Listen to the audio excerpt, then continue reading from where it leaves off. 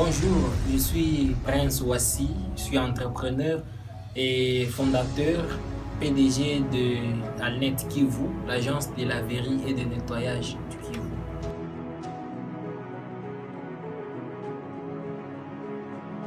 Merci. Alnet Kivu, c'est d'abord l'agence de laverie et de nettoyage. Donc, c'est une agence qui est une start-up qui est spécialisée dans la laverie et dans le nettoyage professionnel. Et pourquoi nous sommes lancés dans cette niche ici chez nous, pourtant rare? Parce que nous savons que c'est un grand besoin. C'est un besoin qui est vraiment réel dans notre communauté. Les gens ont toujours besoin de lessiver leurs habits. Les gens ont toujours besoin de laver leurs habits et de nettoyer là où ils vivent. Parce que ce qui est évident, c'est que tous les jours nous portons des habits. Nous habillons obligatoirement tous les jours pour une fin ou une autre. Alors, de la même manière que nous nous habillons, c'est sûr que nous devons lessiver les habits que nous portons. C'est sûr que nous devons, plus nous sommes en train de piétiner nos pavés, plus nous sommes en train de vivre en fait là où nous sommes, c'est sûr qu'il y aura certaines saletés qu'il faut laver, qu'il faut nettoyer obligatoirement. Et pourtant, les entreprises, les agences qui sont spécialisées dans ce domaine sont rares ici chez nous. C'est pourquoi nous sommes dit, comme entrepreneurs, nous devons songer à une solution qui va être apportée à ce problème.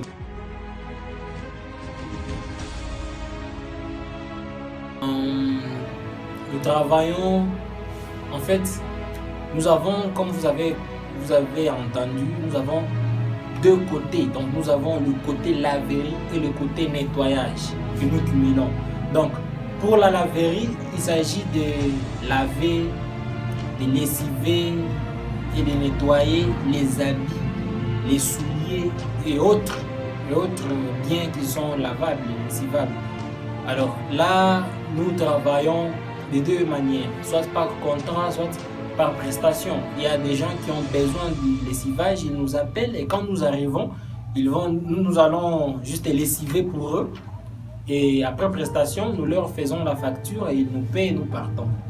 Et la deuxième façon, celle que nous aimons d'ailleurs, c'est quelqu'un nous appelle puisqu'il a souvent eu besoin, ce besoin-là de lessivage. Il nous appelle, nous signons un contrat et nous, chaque semaine, nous choisirons un jour où nous viendrons lessiver pour lui. À la fin du mois, il nous paie quelque chose. Il y a la deuxième façon, non, pour le côté nettoyage, c'est un peu difficile que nous n'avons pas encore de contrat. Les gens nous appellent puisque peut-être leurs papiers sont déjà sales, leurs interdits sont déjà pleins on déjà plein de sable dedans, des trucs comme ça. Et quand ils nous appellent, nous venons nettoyer les vitres, les murs, les plafonds, même les meubles. Donc, juste venir nettoyer là que c'est déjà sale. Ou bien alors, quand c'est encore un chantier, nous venons pour habiter, pour aménager, pour faire en sorte que le propriétaire de la maison vienne et trouve la maison dans un état qui est clean.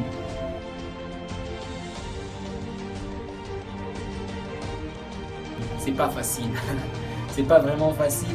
D'abord, là où nous sommes, notre milieu, Butembo, un milieu très commerçant, les gens, il est difficile pour nombreux ici chez nous de vous livrer $5 juste pour laver une veste.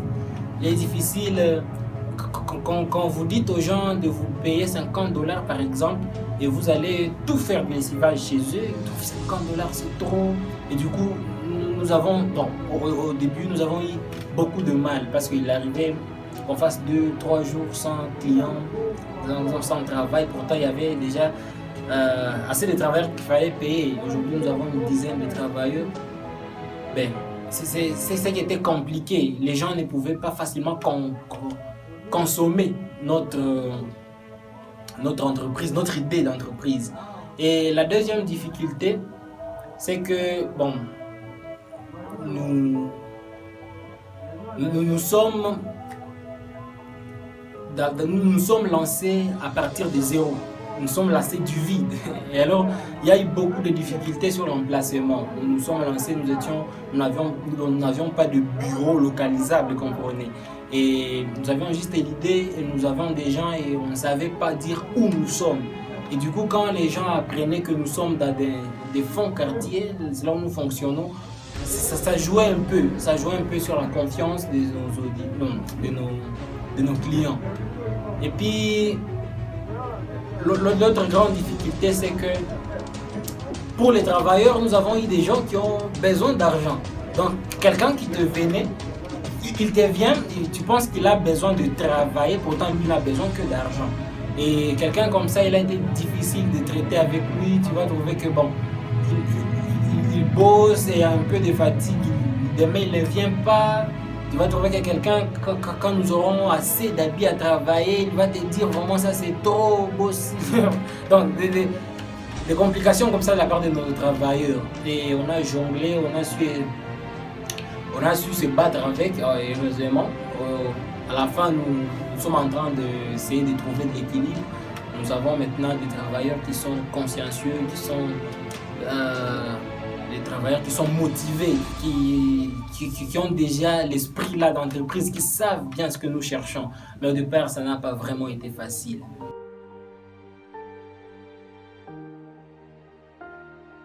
Comme on a toujours dit, quand tu veux désespérer, après les obstacles, après les difficultés, il faut toujours se souvenir de la raison pour laquelle tu as commencé.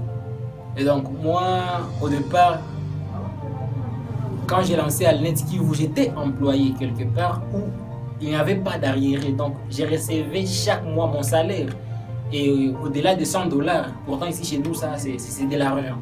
Mais moi, je ne me sentais pas vraiment dans mon aise, je ne me sentais pas dans mon bain. Il fallait que je crée quelque chose, que je me sente contribuer moi-même dans la lutte contre la pauvreté, que je me sente... Je suis un amoureux des aventures. Il faut que je sache que mes idées sont en train d'être testées quelque part, que je vais apporter ma solution. Donc, il fallait que je me sente présent dans la société. Et donc, j'étais dans un service très commandé où il fallait vraiment que j'entretienne, que je suive la vision de quelqu'un d'autre.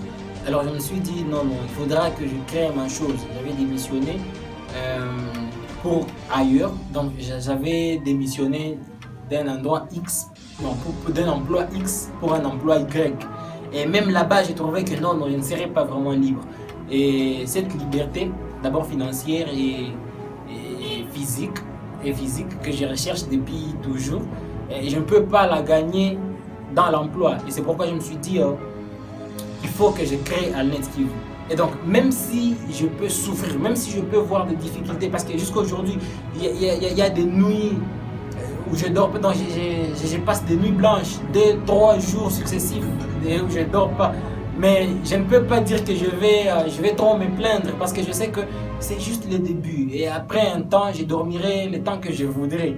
Et donc, j'ai beaucoup que je cherche. L'argent, principalement. Je me vois millionnaire. Je me dis, aujourd'hui, je ne le suis peut-être pas, mais dans 2 ans, 10 ans, 20 ans peut-être, plus je bosserai, plus je serai en train de me rapprocher de ce grand but. Et donc, si je baissais les bras aujourd'hui, si j'abandonnais, il n'y aura plus de moyens, il n'y aura plus de possibilités que je le devienne. C'est ainsi que je me donne toujours courage, je me donne la force. Et surtout qu'autour de moi, il y a beaucoup de souffrance, mon frère. Il y a beaucoup de souffrance.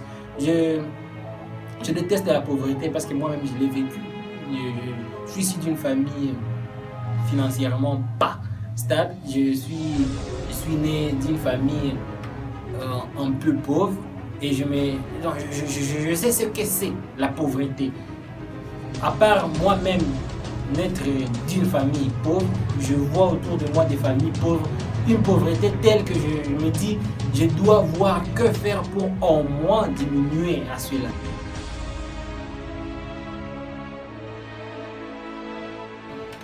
Je suis d'abord fier de me réaliser aujourd'hui PDG d'une entreprise qui existe. Nous sommes en train de nous acheter continuellement des machines Au départ, nous étions seulement 2. J'étais seul d'ailleurs. J'étais d'ailleurs seul, mais aujourd'hui, j'ai 10 agents. Tu t'imagines, si je peux savoir payer 10 agents, c'est une réussite. Il y a aussi...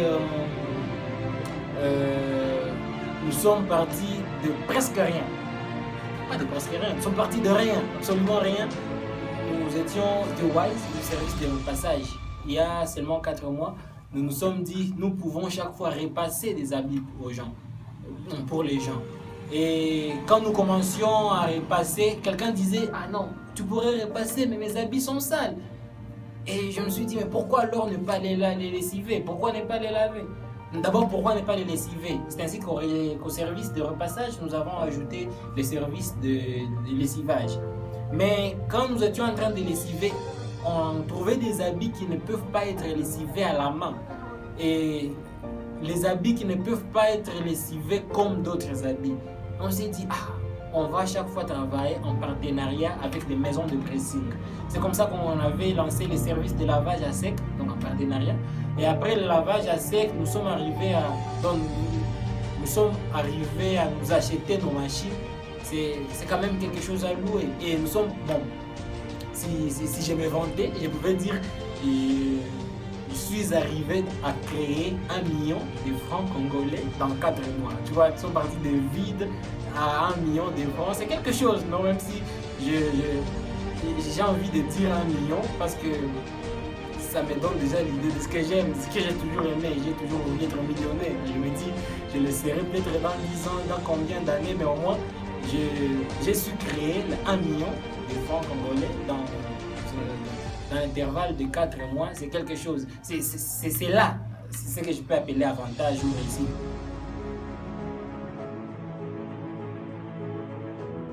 Le conseil que je peux faire aux amis entrepreneurs,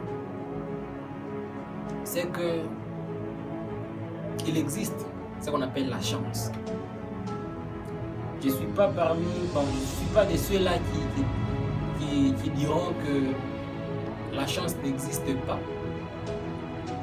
Je ne suis pas non plus de ceux-là qui croient que la chance peut rencontrer quelqu'un qui croise les bras. Il faut avoir le courage de vous lancer, parce que je connais beaucoup d'amis, je connais beaucoup de soi-disant entrepreneurs qui sont trop procrastinateurs, qui attendent qui sont trop perfectionnistes. Ils attendent des occasions qui n'arriveront peut-être pas pour se lancer. Ils attendent des idées assez exceptionnelles pour se lancer. Je leur demande seulement d'avoir le courage de se lancer, de faire le premier pas. Parce que moi je me rappelle, c'était une soirée, j'avais fait seulement le design avec mon téléphone, là où je mettais service de repassage. Et j'avais lancé sur les réseaux sociaux. Même pas sur les réseaux sociaux, seulement sur WhatsApp. J'avais envoyé à certains de mes contacts. Et du coup, je me voyais sur les statuts des gens. Service de repassage. Courage mon frère, courage mon frère. Et demain, je trouve déjà le premier client. Il me propose 15 $ pour finaliser, pour repasser ses habits, toute sa valise. Après demain, je trouve quelqu'un. Et puis, dans 3 jours seulement, je suis à même de m'acheter un fer à repasser. Après 4 jours, je trouve un autre fer. Je me dis, ah, ça veut dire le courage, non, pas le courage, la chance m'est arrivée seulement parce que je me suis lancé. Je n'avais rien. Et je me dit, mais il faut quand même que je commence à repasser. Et c'est comme ça que je commençais à repasser avec notre fer archaïque à la maison. Et nous sommes arrivés finalement à avoir nos propres fers à repasser, qui sont un peu plus spéciaux, plus modernes que les fers avec lesquels nous avons commencé. Donc, c'est le courage là de commencer. Et le deuxième conseil que je peux faire à nos amis entrepreneurs, c'est que nous devons avoir cet esprit de soutenir nos amis. Donc, c'est drôle, c'est regrettable que nous ayons des entrepreneurs qui sont, on dirait, jaloux des autres entrepreneurs. Donc, quand moi je me lance, tu as du mal à me soutenir. Et au lieu de voir comment nous allons nous unir, pourvu que, bon, parce qu'on a toujours dit qu'on est la moyenne de 5 personnes avec qui l'on traite. Si par exemple, vous, entrepreneurs, vous pouvez vous unir 5, 6 et toujours partager des bonnes idées, facilement, vous allez réussir comme l'autre a réussi. Mais j'ai eu un mal à constater que certains de nos amis entrepreneurs n'en avaient pas ne pouvaient pas nous soutenir facilement. Ils voyaient, ils nous souhaitaient bonne chance avec on verra s'il va réussir derrière. Et c'est un grand problème et c'est une désolation. Il faudra voir comment prochainement, peut-être, quand un de nous pourra lancer son projet, son business, qu'on puisse le soutenir, parce que plus on a le soutien des siens, plus on a la chance de prospérer.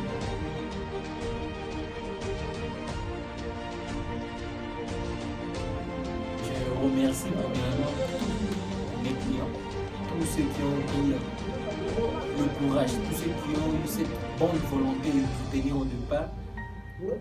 Je les remercie et que Dieu absolument les bénisse. Je vois mes terrains parce que nous sommes à l'Est-Kivu. Nous avons le projet de nous étendre à Goma, à Beni, partout dans les coins de la province. Je prie que la population de là que nous serons puisse nous accueillir aussi à bras ouverts comme est en train de le faire la population de Butembo, où nous sommes actuellement au quartier Kitoulou, dans la cellule de Moulekia numéro 14. Mais à partir du mois prochain, sûrement, nous allons déménager vers le centre-ville. Je crois que malheureusement, ceux qui auront l'occasion seulement de voir cette vidéo ne pourront pas savoir où nous sommes. Mais actuellement, nous sommes à Kitoulou. Et dans les jours qui viennent, nous serons au centre-ville de Butembo avant de nous étendre partout dans la province du Nord Kivu.